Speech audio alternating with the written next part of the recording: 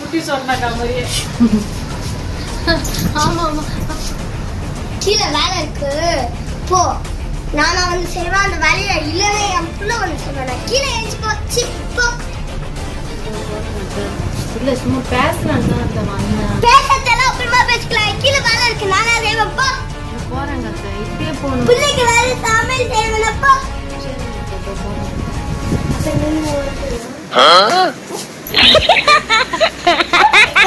A few moments later.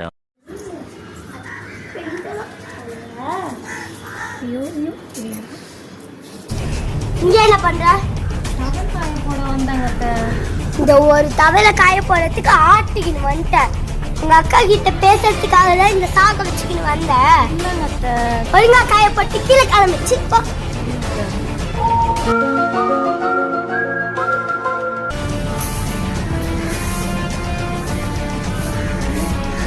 ஏய் ரம்யா, நீ வாடி.